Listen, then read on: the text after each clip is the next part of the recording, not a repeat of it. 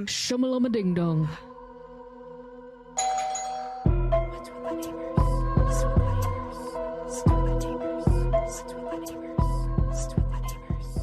I made her watch Punk'd, though. Nice. Yeah.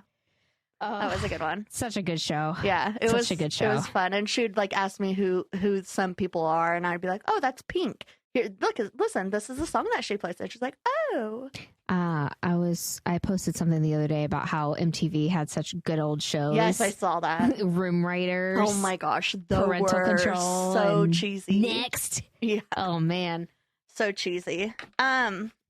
Also, welcome to our podcast. Oh yeah. What's up? And How's it happy going? Mother's Day, everyone. Happy Mother's Day. Happy Mother's Day, Bree. Happy Mother's Day, Amy. Thank you. Happy Mother's Day to my mother. Yes. Happy Mother's Day, Mom.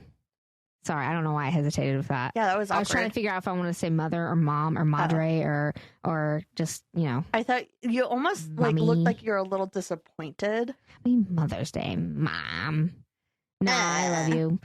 No, love she's you. going to hear this in like 2 years from now. So, happy Mother's Day, Mom. It's not Mother's Day where you're at because you're not listening on Mother's Because you don't Day. listen to us. But I still dude. love you because you still support me. So, yeah. And you're the best. She is awesome. She is. She's really awesome. Your mom's awesome too. She's healing. Yes, she is. Yeah, my mom's doing way too much for me right now. I'm going to be, right now, Mother's Day, probably cleaning my house and Nice. probably be a little bit mad about it. Yeah. Yeah. I will be right behind you doing the same Yeah, thing. yeah. Yeah. Like, oh, yay. This is wonderful. I will say that being a mom is my favorite job in the whole wide world. It really is. As cheesy as it sounds, I love It's the being a most mom. rewarding. Yeah. I love my kids. Me too. So thank you, girls, for making me a mom. So, speaking of Mother's Day, describe the perfect Mother's Day for you. Getting up, having a mimosa, Okay. going out to breakfast or like Yes. a late breakfast. Yes. Coming back home, the house is clean, Mm-hmm. not having to do anything. Like the laundry's done. Yes. Yeah. Yeah, that's why I do everything the day before. Yeah. And my kids make me something. Aww. Like and maybe flowers, but I don't really I like flowers. Okay, yeah, flowers. we all Let's not do. lie. Yeah. We say we don't want flowers. We want flowers. We want flowers. Get your mom and get your wives flowers, guys, because that's what they actually want. 1,000%. And they Even don't if want a they say- plant. Don't They're give like, me a plant. I don't want that because it's just gonna die. It's just a waste of money. No, we're lying. We Yeah, want them. we want 'Cause them. Beautiful, pretty live It's fun things to make look us at. smile. Yeah. Yep. And if you get the nice ones, they last longer. So, Yes. Yep. what about you? Very similar. But I want to sleep in to I don't want to sleep in too much where I feel like the day was wasted. So I want to get up at 9. 'Cause that's actually kind of Yeah. early. That's a good time. And then just peace and quiet. I want a cup of coffee that's hot, but not too hot, or I can't drink it. And I want to go out for brunch.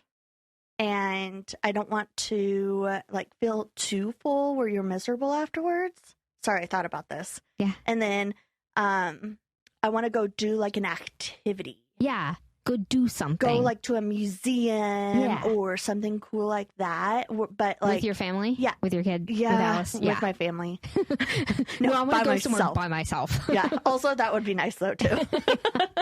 And then come home to a completely clean house. Laundry's all the laundry's done and folded and put away. And You hear this, Rick?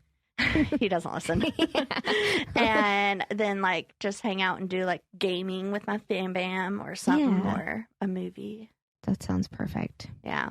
Very similar. Yeah. I think that's what every mom wants. Yeah.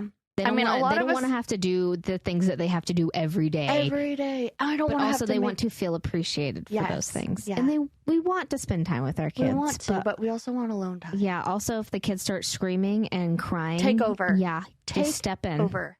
Just be like, no. We're going to go take a walk, kids. Let's give mom Let's some time. go for a walk. Let's give mom some time to get in her makeup and do her routine. Yeah. Fine. Ugh, sounds so nice. The older I get, by the way, I've learned that I enjoy that morning routine more of Yeah. putting my makeup on and like putting my skin stuff on. I feel like such a lame person for saying that, but like I just enjoy it more. Like taking my time to actually get ready. That makes sense. I don't like doing that on the weekends. Yeah, I'm not like a person that, I'm usually like a person that like rushes to get ready and like takes like 5 minutes to get ready, but like lately I like to take my time. Take your time. It's just more relaxing, and I'll listen to like my Harry Potter book. Sorry. Embarrassing. I listen to a podcast, or I'll sit there and watch TikTok. Yeah. I'm going to tell you my neighborhood story. Okay. I got this from Reddit.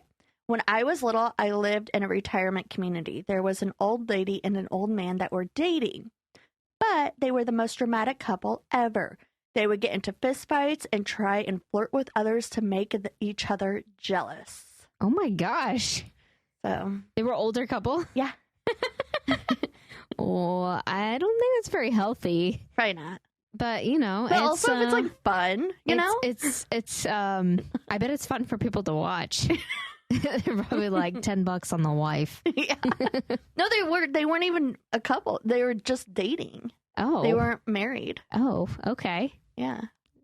Wilding up in the retirement community. Yeah, there's totally healthy to get into fistfights. It keeps you active. Yeah, exactly. I've heard. Yeah. And also like ready to go in case somebody comes at you.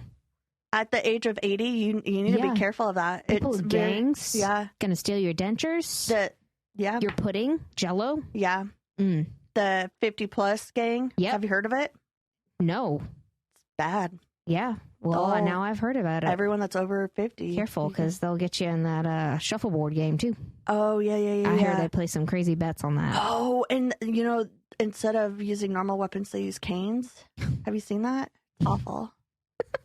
And sometimes when they get really extreme, they carve the end of their canes. Oh, snap. Like a shiv. Oh. Can you imagine those canes that like come apart and it's like inside of it's a sword? It's contraband. Oh man. God bless people who work in nursing homes, man. People who are in nursing homes. It takes a lot of patience. It sure does. And a lot of heart. Yep. Do you want to hear a story? I want to hear a spooky story. All right. I'm taking you to a whole new place today that I've never been. A whole new world. Actually, nope, not there. It is in China. Oh, snap. That's in, not. Are you doing yours in China? All right, let's get down to business to defeat the Hans. There we go. Okay, so I'm going to be telling you about the Beijing Forbidden City. No way. Forgive me if I mispronounce things. I don't think I'm going to mispronounce too many things because they were all there wasn't a lot. Anyway. Okay, so the Forbidden City in Beijing, China is located in the heart of China's capital, Beijing. No way. What? No way. Did not know that. It's known for its deep red walls and golden roofs seen in many movies like The Karate Kid. And Mulan. I think Mulan, yeah. Also the new Karate Kid with I haven't seen it. With Will Smith's baby. It was built between 1402 and I believe was finished built in like 1420, so it took quite a few years to finish it. Yeah. They were busy working on the Great Wall. They had to separate their time. Yeah. It covers about 57 acres, which is also probably why it took so long to build. Jeez. It's composed of over 90 buildings and 9,000 rooms, being the largest palace in the world. Whoa. Yeah, it's crazy. And can you imagine doing hide and seek in there? Oh, yeah. Ultimate hide and seek. You'd have to have like teams of like 1,000. Probably. It'd have to be like a manhunt. Yeah. I'd be down for that. Yeah. Me too. Around 1 million people helped build this palace. It is surrounded. 1 million? Yeah. Dang. That's a lot of work.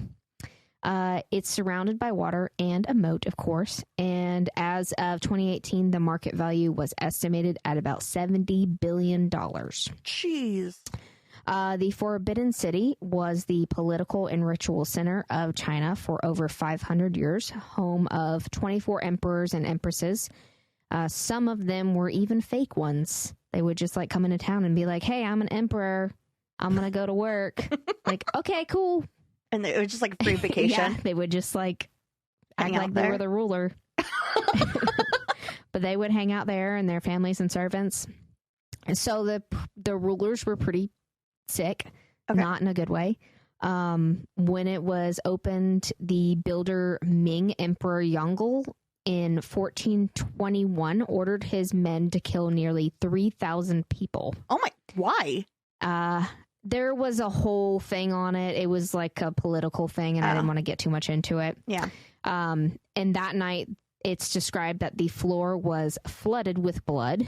Even children, girls as young as 12 and 13, were brutally ripped apart. Oh my God. And some people were hacked into pieces. Brie.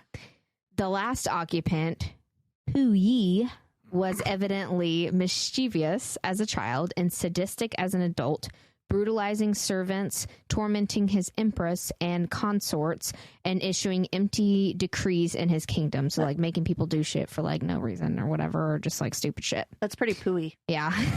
Pooey. Poo. His wet nurse recalled him making his servants eat dirt and pies filled with iron fillings. Are you sure they weren't pooey pies? They were. That's so sad. That. The predecessor of Pu Yi, Empress Dowager, or Empress Dowager Sixi, that's kind of, would often take out her enemies, including her royal consorts, by tossing them into the watery depths. This lady gave death sentences left and right, too. And this gave her the name of the Dragon Lady. Oh, my. In the royal dining hall, the royals had servants taste their food before they would eat it to check for poisons. And this was mostly successful. But in 2008, they found remains of Emperor Guangux. Mm-hmm. And they were found there, and they believed that they were poisoned to death because they found, like, arsenic. Oh, my gosh. That's just a touch of the palace's brutal history, by the way, all this stuff. Insane. Stories of homicide, regicide, fracticide, infanticide, and all the sides were all over the place. All of them. All in this place. All the sides were here. There's a main course and then all the sides. All the sides. All the fixins. All the fixins. Murder with all the fixins. That's messed up. And even in 1424, a fire burned down over 250 buildings, taking many individuals with it. And it's a really good Thanksgiving shirt. Yes. Murder with all the fixins. All the fixins. Okay, keep going. But as of now, the palace is no longer home to rulers and is a museum. So, okay. Oh, I'd love to go there. Yeah, seems like it's pretty cool. Yeah, pretty big. I love Chinese ancient history. Oh, that makes sense because you love Mulan. Yes. Yeah. And your husband. Well, he loves Chinese food. Yeah, I didn't marry him for that, though. I learned that after we got married. Oh, really? Oh, okay. Yeah, I didn't realize how, like, much his palate, how obsessed he was with this food. But, I mean, he's got good taste in food. Yeah, he does. Okay, so obviously there's paranormal here. Chinese folklore or Chinese beliefs in, like, ghosts and stuff like that is very fascinating. They're what are you calling them? Ancestors. Yeah, they have a lot of really fascinating beliefs and whatnot and tales. So according to their folklore, ghosts are taken very seriously in Chinese culture and should have been told to avoid them at all costs.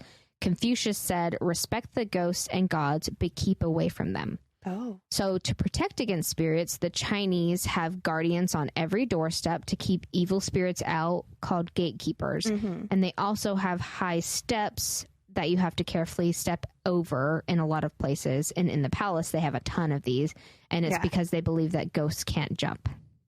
That's adorable. It is. It's that one cracked me up. But ghosts probably can't jump, but they probably can float. Yeah, like they just go through the wall. It's really cute, though. That's okay. I guess I'll just stay in here from now on. Oh, man. Dang it, they built a step here. There's a step here. Shit. I don't know how to go over it. I'll just go through the wall. I'll just go through the through the window, through the wall. Obviously, orbs and mists have been captured in photos here.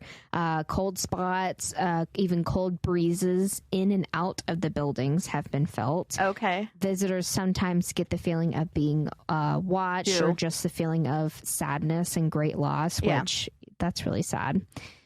Some feel something touching their arms. Some people have reported voices, whispers, footsteps, and clashing of swords. Oh. It's just like, oh shit, they're coming for me. It's with those, it's just a ghost. The cane shanks. it's the old folks' home. It's the old folks' home.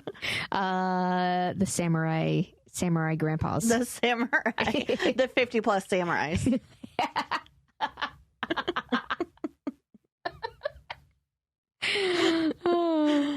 Ghost dogs have been seen running in the narrow corridors of the city, sometimes have even charged at people and pounced at them. No. Like, no. Some have claimed to see piles of phantom bodies on the floor and pools of blood. Oh my gosh. Apparitions dressed in different traditional clothing have been seen, sometimes headless. And when it's dark, people have reported flute music coming from inside the walls because they close it right at 5 o'clock and people can hear from the outside. Whoa, I really like that flute music. That's I know. Cool. It's just, I don't know. I can't think of a fancy flute player. Oh, it's just Lizzo. Ron Burgundy. Oh, I from don't know. Anchorman. Oh, he I said flute. Lizzo because she's I think it's the flute. Yeah, he's really big into it. Lizzo's really good at it. Oh, she's like, I've seen that. Mm-hmm. Yeah. She did on a talk show or something, right? Mm-hmm. Or maybe, she brought it to the Met Gala this year. Yeah. Sorry. You're fine. Doors often open and close on their own. People have claimed to see a woman dressed in white walking on the grounds crying and then vanishing. Oh. Some people who have also seen her have said that she shrieked and chased them off. Okay. In 1995, a guard at the Forbidden City was watching TV in the guards room. You know what guards do when they're there for no reason for 6 hours. Yeah.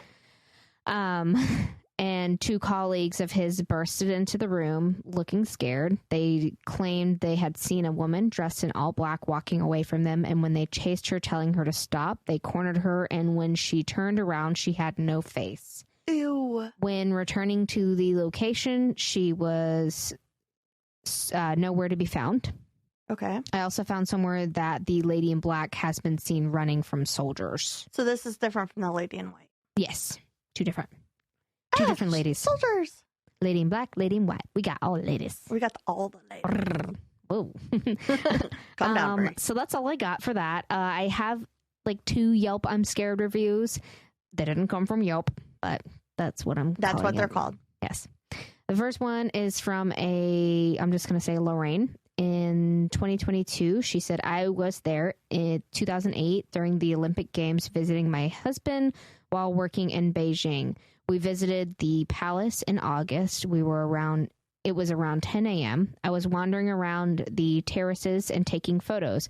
Someone gave me a big hug from the back and was surprised that he or she puts hands inside my shorts pockets. Oh, that's weird. So I turned quickly and there was no one close by. My husband was a few meters in front of me and no tourists to be seen. I felt the hug so much and I told my husband that someone had just hugged me. He quickly understood what I meant and told me, don't start. He hates these topics. Oh. He's like, no, it's not haunted. No. What was strange is my husband never puts his hands in my clothing pockets as he is very tall and I am only 5'1". So who hugged me must have also not been too tall. For me, the palace is haunted. I was also pregnant at the time and I didn't know it yet. Whoa. And I saw someone else's comment and they were like, because they commented on it and they're like, maybe it was them congratulating you or knowing. Been. But why do we got to put our hands in our pockets? Why do we have to touch? Why can't we just say, hey, congrats. You're pregnant. Or what if they... It's a boy. You know what would be weird is if they hugged from behind. And grabbed her belly. Grabbed her belly. Yep. Oh, that would be weird. That would be so weird. All of it is weird regardless. Yeah. I don't want a ghost to do that. And you guys just don't do that. Okay? Just don't. Just don't do that. Just do that, okay? Please don't. Cool. Just write really a cool. letter. Write a letter. The next one is from a Trevor in 2018, and they said, I've been to the Forbidden City, but unfortunately did not see any ghosts. Super unfortunate. However, during my visit there, I felt cold breezes rush past me. And it says, but then again, I visited during a late autumn morning, so it may have been the weather. But a couple of people were saying there were breezes in and out of the building. So yeah, that's something that's been known. Yeah. Mm-hmm. So that's all I got for the Yep, I'm Scared reviews. I love those. As of today, the Forbidden City is the most visited museum in the world. Whoa. The website says no more than 80,000 tickets are issued daily. And from all the reviews I've read, if you plan to go, bring your walking shoes and make sure you make an entire day of it because this place is freaking huge. Whoa. Oh, and watch your step because everybody complains about the tall steps and like bringing toddlers and stuff like that. And also beware with bringing little kids to this because that's a lot for little kids. Yeah. But yeah, that is the Forbidden City in Beijing, China. Oh, I want to go. I know, it sounded really neat. I want to. I love the culture. Yeah, me too. It's just fascinating. Yeah. I want to do the marathon on the Great Wall of China. That's like on my bucket There's list. a marathon on that? Yeah. Oh my every gosh. year. And then Why? I want to just visit China. I don't Like, want I don't care about to. going. Rick wants to go to like Korea and all those other places. I want to go to China. Just China. That's it. So I'm going to tell you, in honor of Mother's Day, I'm going to tell you a story about something awful. Okay, cool. Um, I'm here for it. Listen up, moms. And this one actually is pretty recent, and I remember it all coming out when it happened. Oh gosh. Yeah. So this is the story of Jennifer and Sarah Hart. Jennifer Hart and Sarah Gangler met while they were both attending Northwestern University. Both were majoring in elementary education. Jennifer had grown up in Huron, South Dakota, and Sarah was from Big Stone City, South Dakota, right on the border of Minnesota. Were they friends? They met while they were in high school. Oh, okay. Or in college. So they became friends? They're just two individuals you're talking about. Cool. They became friends. Okay. And more. Sorry. That's okay. When Sarah graduated in 2002, Jennifer also quit school. They claim to have lost friends when they came out of the closet as a lesbian couple. Oh, there's the in more part. Yes. There we go. So when they moved to Alexandria, Minnesota, and they both began working for the same what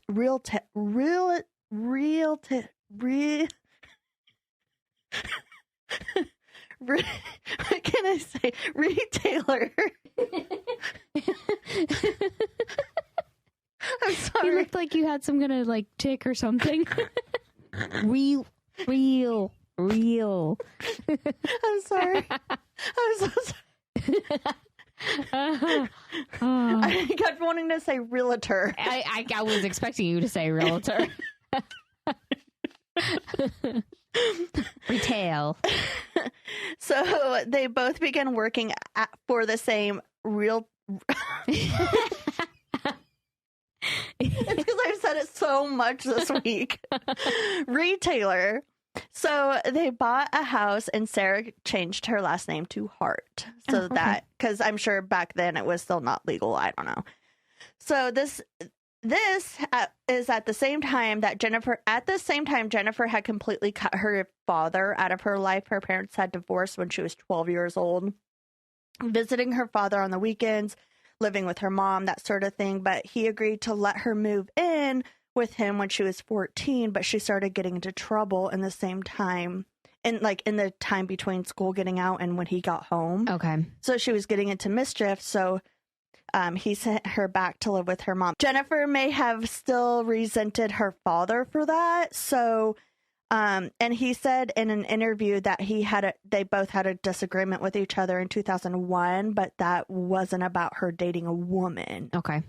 But he claims he had never known about their relationship at the time. But so the woman, they moved in together. They both got the job at the same place, and at the same time, she had just cut off her dad. That's not really relevant to the story, but just kind of gives you maybe a backstory of Jennifer. In 2004, the two started fostering a 14-year-old girl. Her name was Lee. In a 2018 interview with the Seattle Times, the girl recalls being placed with Sarah and Jennifer in the summer before her junior year of high school. She says that the first 6 months went really well. They kept busy with activities that Lee had never really done before, like going to amusement parks, camping, going out for ice cream, things that she never really had before. Lee says that she was enjoying living with the couple in their 2-story home with their dog and a number of cats. So the Harts had asked her if she wanted to stay with them until she was 18 years old, and she said yes. At the same time, Sarah and Jennifer began preparing to adopt a group of children, who were all siblings. Lee recalls that when they talked to her about being like this big sister, and she was so excited. She was like, yeah, I've never had like a family like that. Like, that sounds wonderful. Yeah. And family. Yeah. And the Harts and siblings. Yeah. Oh my gosh. Yeah. The Harts traveled to Texas to meet the first set of the 3 children that they were going to adopt. When they returned, they showed pictures of their children to Lee, because they hadn't fully adopted them yet. And she recalls them all being really excited for this new change in their lives. And unfortunately, 1 week before the adopted children were scheduled to arrive at their house, the Harts dropped Lee off at a therapy appointment and never returned. Okay, that doesn't... What? Yeah. That's messed up. Yeah. So the therapist... You just leave your kid at the therapist of all places. I know. Like, the grocery store and one thing, but, like, come on. Yeah. The therapist had informed her that she was going to a different foster home, so the therapist knew about it. The new family picked her up from the therapy appointment, and when they brought her to the home, all of her belongings were already there. Oh, so they were planning it. Yeah. And why would you tell her that? That's so messed up. So cowardly. Yeah. There were reports that Sarah and Jennifer made claims that Lee ate out of the garbage, which, okay. But Lee denied that ever happening in her interview with the Seattle Times. That's where she denied it. She also reported that the women claimed that Lee was suicidal, and they didn't want that negative energy around their adopted children. So you're just going to... dump her. You know, she's suicidal, so we're just going to, yeah, exactly, dump her and not tell her about it. Yeah. And make her more suicidal, probably. Yeah. Okay, that's smart. That works. Yeah. So Sarah and Jennifer Hart were planning to adopt 6 children total, 2 sets and 3 siblings. Yeah. Some people might ask why adoption, some people would, maybe ask an adoption agency why they would allow so many children to be adopted at the same time. Yeah. And the truth is that no one did question the adoption agency. That's so ridiculous, especially since they just dumped the last one. Yep. The adoption records are sealed, but that adoption agency actually has a history of violations and was found to not have properly conducted home studies for pending adoptions. Oh my gosh. So maybe that was a bad idea. That's probably why they went with them though. The adoption of 8-year-old Marcus, 4-year-old Hannah, and 2-year-old Abigail was finalized in November of 2006. Sarah continued to work as the manager of the department store Her Burgers. Not his. Her Burgers. You know I was going to do that. Yes, I did. While Jennifer stayed at home with the kids. Friends and relatives. I'm sorry, whose burgers? Her Burgers. Friends and relatives of the couple said that when they visited, the children never spoke. One relative said that Jennifer is extremely strict, and she said if the kids did anything she thought was wrong, she would snap her fingers and say, "Get in the corner, no food for you." Jeez. Yeah. So the same relative said anyone who questioned her parenting would be cut off. She said Jen wouldn't have anything to do with you if you disagreed with her, which sounds miserable. The next three children, 5-year-old Devontae, 4-year-old Jeremiah, and 3-year-old Sierra, were adopted in June of 2008. So that was only 2 years later. Oh my gosh. Was that 2 years later? I'm trying to remember when you said the first one was. Yeah. I think it's on this side. Yeah, a year and a half later, actually. Okay. So it was only one small mistake that changed the course of those three children's lives. The biological parents of the set of siblings, Sherry Davis and Clarence Celestine, lost custody of their children due to drug use and neglect. Priscilla, Clarence's sister, the children's aunt, biological aunt, she said, or she had petitioned to gain custody of all three of the children in 2007, and everything was great. She was an excellent candidate. You know, she was becoming the children's new guardian. She was, she was a family member, which is a plus. Right. She had a good job. She moved into a bigger home for them, and she had no criminal record. So this was a perfect placement for them. The three children plus another sibling who actually didn't get adopted by the Harts lived with the aunt for about 6 months with no issues. But then Priscilla's employer called her and asked her to work an extra shift, and she agreed because she needed to make money, and had Sherry, the bio mom, come over and watch the kids. Oh, crap. And it just so happened that a social worker made a surprise visit at that same time and found the children in the care of their biological mother. So they immediately removed them from the home, and Priscilla and her lawyer fought to retain custody of the children, but it was no use. Oh, that's messed up. Yeah, the state quickly found the three children a new adoptive family. That other sibling that wasn't adopted by the Harts was placed in a psychiatric facility. Oh my gosh. I don't have any information about her, but in 2008, so now we're back to the Harts. Okay. So they have 6 adoptive kids now. Right.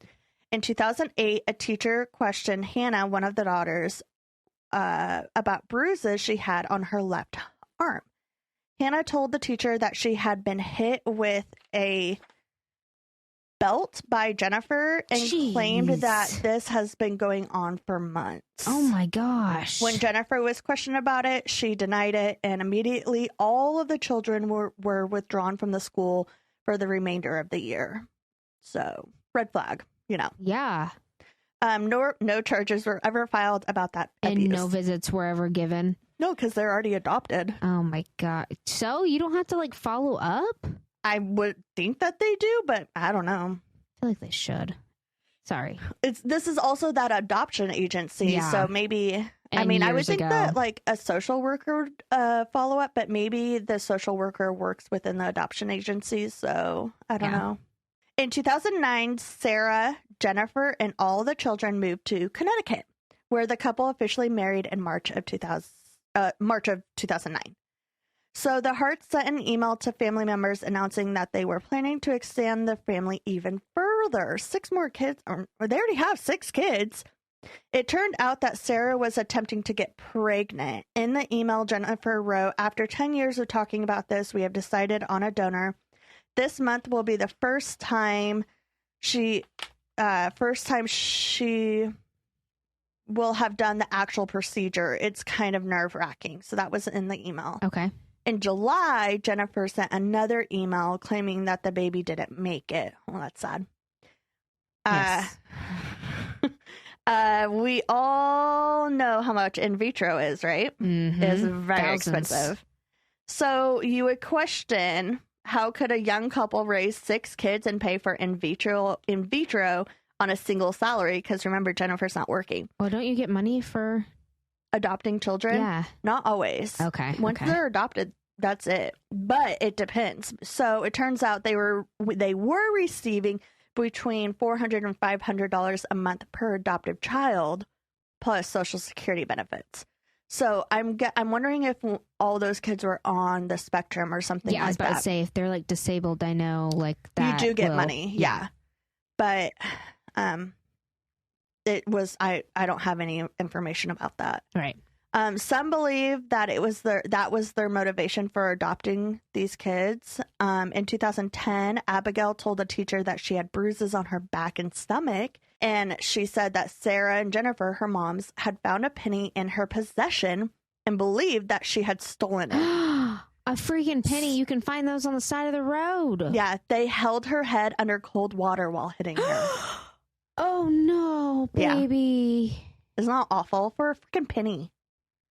A freaking penny. For anything. That's awful. Yeah. You're okay.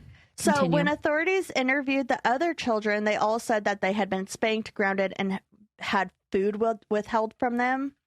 Which I understand, like, grounding is not that bad, but I'm not... Right, like, I'm all for, like, not super gentle parenting. Right. Like, I try to, like, do gentle parenting at first. Normally but doesn't then, work like, out. Like a pop on the butt, or like go to your room, right, or take something away. Yeah, but I'm not gonna go shove my kid's head in the water or withhold food from them. Or withhold freaking like I try. You know how long I make them sit at the table to make them eat their food? Oh my gosh, I know. I never make them. I mean, I pay for that freaking food.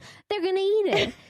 You're shitting on yourself right there. But the thing is, like, I can understand, like, okay, no, you didn't do your chores, you don't get dessert. But not a meal. And also, these kids are already coming from broken homes. Yeah. So, like, they're already messed up, and they need, like kids from broken homes, I feel like they need gentle parenting. Yeah. Oh my gosh. So, sorry. It's fine. I'm just going to get mad. I'm not going to cry. I'm going to get mad. I know this story is definitely going to make you mad. It already is, but... So the claims were finally being taken seriously, and Sarah ended up pleading guilty to assault, and she was given probation. And guess what? She gets to have her kids still. Oh, that's so smart. And yet they took them away from the perfectly healthy aunt. Yeah. Who let their actual mom watch them for just a couple hours. Which I can understand. Let, like, I know. A 10-year-old stay home by themselves, and that's fine. Yeah. Yeah. Okay. So cool. Glad we're continue. So in 2001, Hannah told the school nurse that she hadn't eaten all day.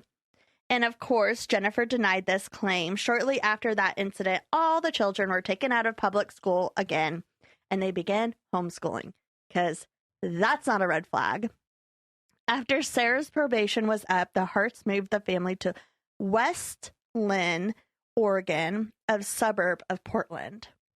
And they moved into a ranch house that had chickens and goats that the children would take care of, which that sounds like fun. Yeah. For them. Well, someone made an anonymous report about the Hart children looking malnourished. Authorities opened an investigation and interviewed the family and friends about how the children were treated. Sarah and Jennifer were described as harsh discipliners who forced the children to raise their hands before speaking and were not allowed to wish each other a happy birthday. What? Isn't that weird? That's terrible. Yeah. Don't you dare. Don't you do it. I don't want to hear it. I don't want to hear that birthday song. Do not sing it. Unless they were like Jehovah's Witness, which they weren't, but... Yeah. So one family member said that the children were poorly fed. A family member said that Jennifer's reactions were always overblown and her punishment seemed unnecessarily harsh. Interviews with the children didn't turn out well either, but eventually the police weren't able to conclude that they were guilty of any abuse during this time, so case was closed. Did you go and look at the kids, though? Did you go and talk to the kids? Yes. They did, but they were like, we don't believe them. Yeah. Let's not take kids. They don't know what seriously. They're talking about. Yeah. Jennifer always They all have the same story, too. Yeah. Like, sounds like they rehearsed this by themselves. and very well, too. Yeah. The tears are fake. Fake. Crocodile tears. Yep. Give me a break. Jennifer always maintained a carefully updated Facebook page showing an active family. She had photos and videos of the family at music festivals and on the road trips. And so I'm going to mention this later, but this boy is actually viral for two things. This video that I'm about to explain to you, and then another thing that he's giving a police officer a hug, and he has like a sign that says free hugs, and he's giving a police officer a hug during a riot. Oh, okay. I'm sure I'll send you the photo because I know you've seen it. It sounds familiar. Yeah. You know, you were probably a little bit younger when it was going viral. I had a lot of stuff going on that year. Yeah. 2008. Oh. So that's the one during the riot. But this one, Jennifer shared a clip that you can find on the internet of Devontae going up to a man singing at the Beloved Festival. And Devontae was like completely embracing this man that was singing at this concert. He goes up to him and gives this guy a hug. He completely embraces him. And you could like clearly see that Devontae is like sobbing. Aww. Like, probably because he felt love for the first time from this person. The He's description starving. of He's freaking starving. Yeah, the description of the video says, "I would like to personally thank for capturing the video of my son Devontae with Xavier, I don't know, at Beloved Xavier. I was shooting still photos, so I was hoping that a quality photo would arise at some point. This moment is forever etched in our hearts, and most likely anyone who was there to witness this raw human love. He was wearing his free hug sign that he travels the country with. He's hugged thousands, sharing his love for all. There is a long story behind the emotion and why this moment was so special for Devontae. Thank you for enabling anyone to live this moment again through your video." Yeah, long story behind it. Yeah, meaning he's never felt love. Yeah, he's never been loved. Yeah. Cool. It seems... I'm such a perfect person. Yeah, I was taking pictures, so I couldn't do it. So, it seems as though Jennifer was using the children, especially Devontae, to display their political opinions because they were very outspoken about their political opinions. Some of them were like pro-love and kindness, and ironically, Yeah, I was about to say. the children were not getting that. On November 25th, 2014, the Harts attended a protest being held in downtown Portland, and this is that photo that I sent you. The Missouri grand jury had chosen not to indict the police officer who shot and killed Michael Brown in Ferguson. Okay. Just months earlier, Devontae had been holding a sign that read "Free Hugs" when the officer approached him and asked if he could have one. And a freelance photographer snapped the picture and it went viral. Okay. But there are rumors that say he was forced to give out free hugs, but there's no evidence that that is true. I'm sure his parents were like, "You should give out free hugs," and it became his thing, you know? Right. There are many photos of Devontae holding a free hug sign at various locations over the course of many years. A lot of political protests and stuff like that they were at. There's no way to know exactly if that was true about him being forced to or not. In 2017, the family moved to Woodland, Washington on 2 acres of land, giving them more room between them and their neighbors. I don't know if I'd want to bring my kids to a political protest. Yeah, I wouldn't. Just because of like how violent some of them can turn out to be, and how they're just unpredictable. I agree. Yeah.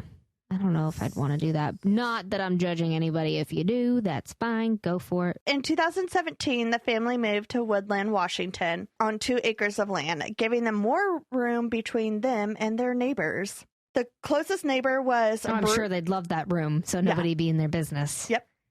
The closest neighbors were Bruce and Dana Delcabd.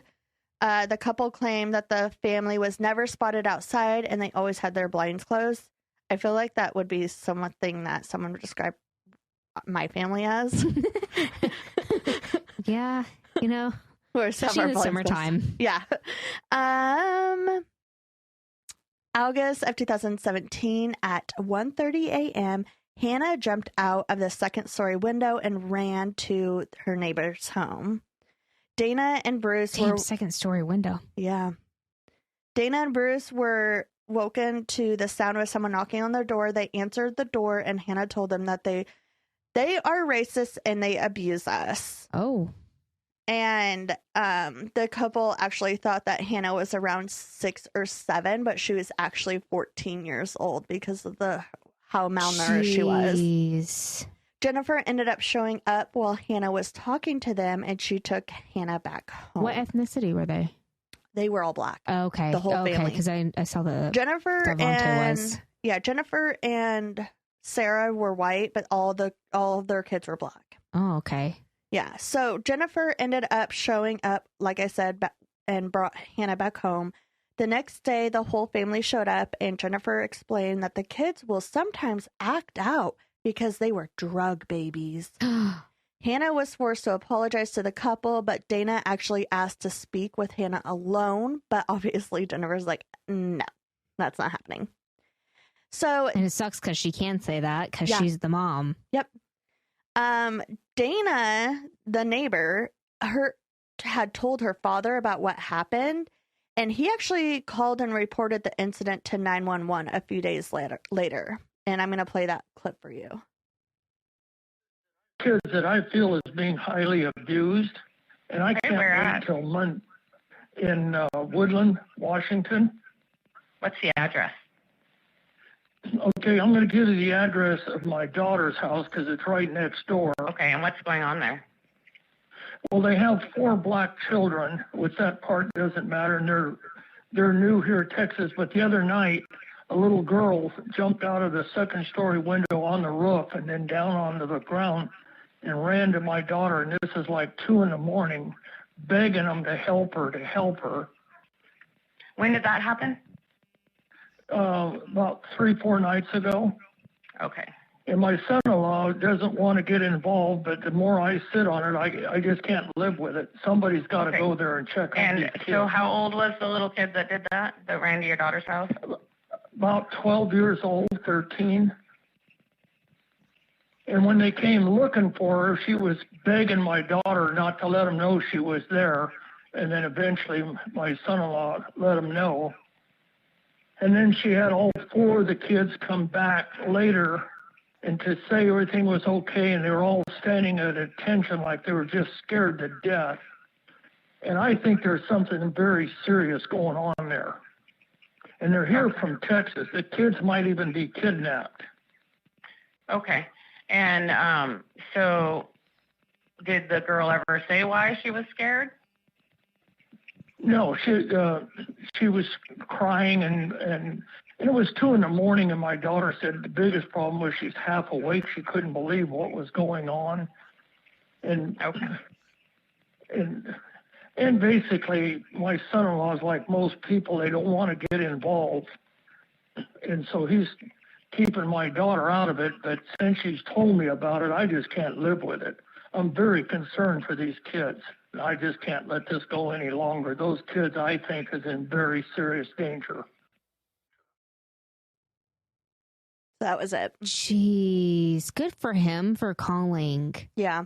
Oh, my God. But, like, I get the neighbors, like, not wanting, because it's like a weird situation, because it's like, what if they are just making it up, or like, right? But also it's 2:00 in the morning and a kid jumped out of the second story window to come and tell you something. Like, there probably is something wrong. Like, even if you think that there might be or might not be, like, call anyway. You should always make a call. Yeah. Yeah. Like, oh my gosh. You better be, rather be safe than sorry. Yeah. Good for him. Yeah. So, Unfortunately, nothing came out of that Of report. course. And a few months later, Devontae started showing up at the neighbor's house asking for food. Bruce would give him food, and Devontae would ask him not to tell his mothers. He eventually came back with a wish list of foods that he would like to have for him and his siblings. The list contained peanut butter, fruits, bagels, and cured meat, like jerky and stuff like that. He asked them to put it in a box and leave it by the section of the fence so that their moms wouldn't see it. He was asking the neighbors to do this for them? Yeah. Yep. So clearly. Yeah. After this happened about 10 times, Dana reported it to Child Services. Good. That same afternoon, Child Services went out to the house. Even though Child Services saw the family pull into the driveway in their GMC, no one answered the door. So I guess they couldn't do anything about it. On March 24th, 2018. So wait. So they knew they were home. They saw someone was home, but since they didn't answer the door, nothing could be. Correct. Why didn't you just call the cops? Yeah. Oh. I know. So in March 24th, 2018, the neighbors reported to the police that they had not seen the car in a while. And it turned out that the family was traveling down Highway 1 along the West Coast. So they were on a trip. And Jennifer stopped updating her social media, which was not like her because she was all about making her, making it look like they were perfect. Yep. That Saturday, March 24th, Sarah texted her work at 3 a.m. stating that she didn't feel good and wouldn't be at work. And then she didn't show up on the 24th or the 26th. So one of her coworkers called in for a welfare check. And there was another recording for 911 on that, but basically she was, they're asking, what's going on. And she said, my coworker, she's my friend also, she randomly called in to work at 3 a.m. saying she didn't feel good, but then never showed up the next 2 days. And this is unlike her. She's always like punctual and whatnot. And right. So that's about the 911 call. And then a tourist that was sightseeing along Highway 1 called 911. They reported seeing a GMC Yukon lying on the roof at the bottom of the 100-foot cliff. Oh my God. Both Jennifer and Sarah's bodies were inside of the vehicle. The bodies of Marcus, Abigail, Jeremiah were thrown a few hundred yards from the wreckage, and they were all dead. Oh my God. 2 weeks later, Sierra's body was recovered from the beach north of the cliff, and a shoe with a foot inside washed up on the beach. And after a DNA test, it was discovered to be Hannah's foot. Are you okay? Yeah, I'm just mad. I know. Devontae's body was never found, ever. It still has not been found. The incident report showed that Sarah had parked about 70 yards away from the cliff, and then she accelerated her vehicle to about 20 miles an hour, which you wouldn't think that that's very fast, but it was only 70 yards that she was traveling. And when you accelerate, it's a lot faster than it seems, I guess, like the force. Plus it's a cliff. Yeah. Before the vehicle, so she accelerated the car to about 20 miles an hour before taking the vehicle and her family over the cliff. The computer of the vehicle showed that she didn't hit the brakes at all or even swerve the vehicle. That can tell that? Yeah, that's what the computer in your car is for. What? Yeah. Oh my God. Kind of like a black box. Yeah, exactly. Yeah. Wow. The toxicology report showed that Sarah was over the alcohol limit, and the children had a high amount of Benadryl in their systems, and none of them were wearing seatbelts. So she drugged her family and took them all over a cliff. Looking into the computer and phone devices, it was shown that Sarah searched Benadryl suicide. Can 500 milligrams of Benadryl kill a 120-pound human? And is death by drowning relatively painless? And how long does it take to die from hypothermia while drowning in a car? What? Oh my gosh. So she was just checking all of her boxes off. Authorities in Washington state searched their house. They did not notice a lack of personal. They did notice a lack of personal items for the children. The room that all the children shared, they found library books and a few board games, but nothing personal to the children. One officer even said that it didn't even. He said that they wouldn't have known that children lived there if they didn't know children lived there. Jeez. And they all shared a room? They all 6 of them? Yep. Good God. And that is the awful, very sad story of the Hart family. Happy Mother's Those Day. bitches. I know. It's crazy that Jennifer was the one that took the family over the cliff. Or not Jennifer, Sarah was the one that took the family over the cliff when Jennifer seemed to be the one that had the issue. But I'm wondering if it's because Sarah was so depressed by what Jennifer was doing. Exactly. That's what I was thinking too. Like, oh my God, we can't get out of this. Everybody's reporting on us. There's no turning back from this. Or friggin' divorce her and take the children. Or turn yourselves in and be good people. Yeah. Oh my gosh. I hope that adoption agency is closed. I hope so too. Hopefully they didn't survive COVID. I feel like if kids are adopted and there's like police reports given or like calls from people, like anonymous calls or tips or whatever given, I feel like that like immediately they should be like, okay, let's check and see, are these their biological kids or are they adopted kids? Okay, they're adopted. So let's make sure we put this in a file with the adoption agency. Right. And like if we get over like 2, then we should probably go out there and fucking check on them. Yeah. And if they don't answer the fucking door, bring police down there and kick it down and be like, hey, how you doing? You just good? Like that. Hey, how you doing? Are you good? anything going on? You're good? I'm not good. Do you want to go out and go get a Big Mac and talk about something? I don't know.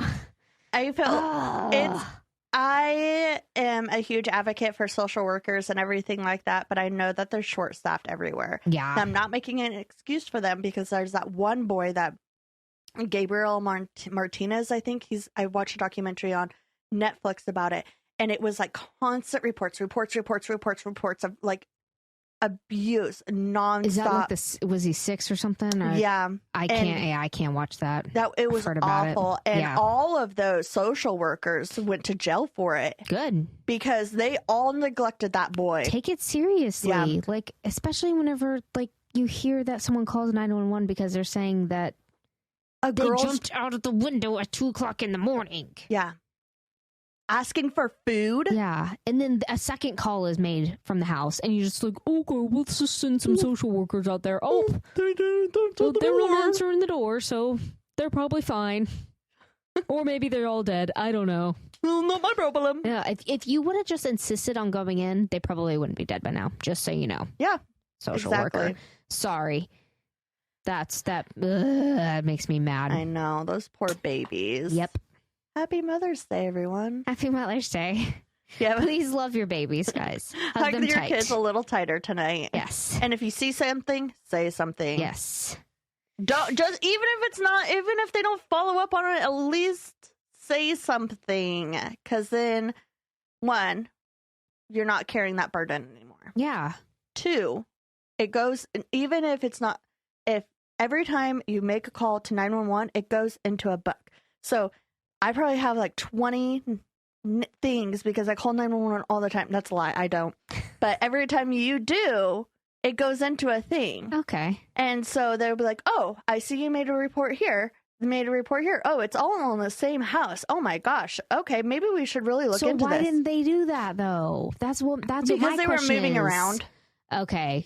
Because like, yeah, it's at least 3 reports in one location. There's not. If it's followed up and it gets put into an FBI database, basically. But if they're convicted on anything, but if they're not convicted on it, it's not going to be in. So the only one that would show up is that assault that she got probation up for. But that was in a different state. They went to so many Connecticut, which makes sense to why they'd probably move. And states don't share that information except for the FBI database. If you want that other information, you have to ask for the records for it. Jeez. sorry. Fun times. Happy Mother's Day. Yeah. You want to hear a funny neighborhood Yes, story? please. All right. This one is from next door, and it says, I left the front door open and my beloved Roomba escaped. Oh, no. It's a note that says, I left the front door open and my beloved Roomba escaped. He goes by the name Steve, but probably won't respond. Can't believe I'm posting this, but thought it was worth a try. We lost our Roomba 2 weeks ago. I don't know if he wandered off down the street looking for cleaner carpets or if someone might have snagged him. Why would anyone steal a Roomba? It says, have looked under all of our furniture and all of the obvious places. Thanks. Oh, Roomba. Steve. Steve, come back. Come back, My Steve. floors are so dirty. I need you, Steve. I don't know how they could do that. If it's a Roomba, it has a... Yeah, like it can't like go for like doorways or thresholds, can it? No, it can't. But maybe if they have like an apartment and it's a Oh, small yeah, maybe. threshold... I know that they only have like that Oh, tap. yeah, and they like do like a sensor, like you said, like can't you like a lot of them can't you like have an app on your phone of where they their don't go path? in certain places. Yeah. That's funny. Where's my Roomba? I wonder if they found it. I've seen so many of those on Facebook I've and never on seen that TikTok. before. Like I've seen one on TikTok. The Roomba was just like going down the road, and the guy's like, "Where are you going, bud?" They need a camera on them. Yeah, they do. Anyways, we're gonna get Yes. Happy Mother's Day to our mothers and all of our friends that are mothers. Yeah, You guys are wonderful. Thanks for being a mom. Also, be sure to check out our website, what'swiththeneighbors.com. It has everything on there, our merch, where to listen to us. Go check out our YouTube. You can watch full episodes for free now. For free. And Patreon. And if you want to watch them early, you can watch them on Patreon. They're all on there. And you can also join our donor bus and help out the show. We also have Buy Me Coffee, where you can donate however much money you want, and we put it towards the show. And last but not least, don't forget about the Boreal Bigfoot Expo, which is in June. Yeah. BorealBigfootExpo.com. Yes. And also another little tidbit, if we do happen to just go silent for a week, bear with us. It's nothing's wrong with the podcast. We just have a lot going on in our personal lives that we will eventually reveal. Yes. But we're going to Hollywood, man. Just kidding. We're going to Hollywood. No, unfortunately. Oh, someday I'm going to go out to Hollywood, Jerry. We don't have faces for that. No, we don't. But we've got the voices. We got the voices. You have a great voice for radio. And rodeo. And rodeo. Come on down. Get down there, cowboy. So thank you, patience. Thank you for having patience with us, and we love you guys. And send us lots of love on Facebook and all our social medias because we need it right now. Yes. And have you checked on the neighbors? What's with the neighbors? Bring Amy out. Psh. What's with the neighbors? Say hi to your cats for us. Don't get dead. Meow.